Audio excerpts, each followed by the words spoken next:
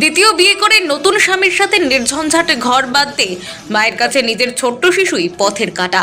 সে কাঁটা সরাতে গভীর রাতে শিশুকে ঘুম থেকে তুলে মুখে বেঁধে এলোপাথারি মার, নিজের মা ও সৎ বাবার। শিশুর মৃত্যু নিশ্চিত হয়েছে ভেবে গুণধর স্বামী স্ত্রী একটি ফাঁকা বাদাম চাষের মাঠে ঝোপের আড়ালে রাতের অন্ধকারে ফেলে দিয়ে আসে। সারা রাত্রি জ্ঞানহীন শিশু ঠান্ডার মধ্যে পড়েছিল মাঠে, ভেবেছিল রাতেই শেয়ালে টেনে ছিঁড়ে খেয়ে দেহ লোপাট করে দেবে, কিন্তু শিশুটির ভাগ্যের জোরে টানা প্রায় 8 ঘন্টার পর সকালে জ্ঞান ফিরে আসে, তাও আবার লাল পিঁপড়ের কামড়ে। কিছুটা দূরে একটি বাড়িতে শিশু নিজেই গুরুতর আহত অবস্থায় কোনো রকম কাঁদতে কাঁদতে পৌঁছায়, আর ওই বাড়ির লোককে দেখে জল একটু খেয়েই ফের উঠানে মুচ্ছা দেয় শিশু। দুটো হাত ভাঙা, গায়ে পায়ে একাধিক আঘাতের চিহ্ন, মাথায় ফোলা আঘাতের চিহ্ন সহ রক্তাক্ত শিশুকে দেখে শিউরে ওঠেন ওই পরিবারের লোকেরা। এমন লোমহর্ষক ঘটনা চাউর হতেই ছুটে আসে গ্রামবাসীরা। এরপরই হাড় কাঁপানো নির্মম অমানবিক ঘটনা প্রকাশ্যে আসে। উত্তেজনায় ফেটে পড়েন গ্রামবাসীরা।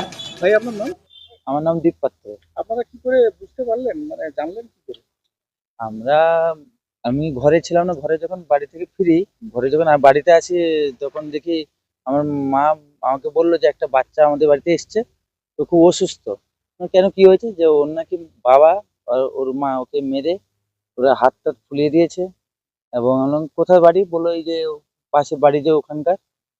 দেখিয়ে দিল ওটা। আচ্ছা, ও ঠিক আছে। দিয়ে বললাম কি হয়েছে? যখন দেখি বাচ্চাটা মানে খুব অসুস্থ, বাচ্চাটার হাত মানে পুরো ফুলে গেছে, এবং হ্যাঁ ফ্র্যাকচার হয়ে গেছে, ফুলে গেছে। এবং বাড়িতে যখন খেতে বসছিল, বাচ্চাটা খাবার তুলতে পারছিল না।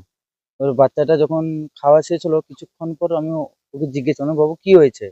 ও বলছে যে আমাকে এরকম কালকে রাত্রে বাবা মা আমাকে মেরে আমাকে জঙ্গলে ফেলে দিয়ে গেছিল, এবং আজকে সকালে আমি উঠে আমাদের বাড়িতে এসছে। বললাম কেন মেরেছে কেন?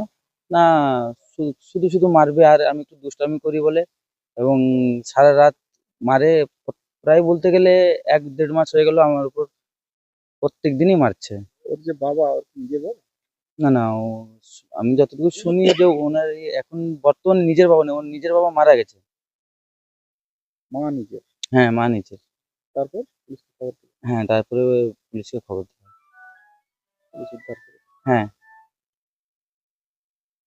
এমন অমানবিক ঘটনা কি বলছেন? আমরা বলতেছি যে বাচ্চারা যাতে সুরক্ষিত থাকুক, এবং যেভাবে বাচ্চাকে ওনার মা এবং বাবা যেভাবে টর্চার করছে, ওদের একটা প্রশাসন একটু আইনভাবে একটু কিছুটা করুক। আপনি কমপ্লেন আছে? কমপ্লেন বলতে আমি বাচ্চাকে উদ্ধার করেছি এবং আমি প্রশাসনের হাতে তুলে দিয়েছি। ঘনা মহেশ্বর এন্টারপ্রাইজ আপনার কাছে সমস্ত ধরনের বিশুদ্ধ পানীয় জলের ফিল্টার সুলভ মূল্যে বিক্রয় করা হয়।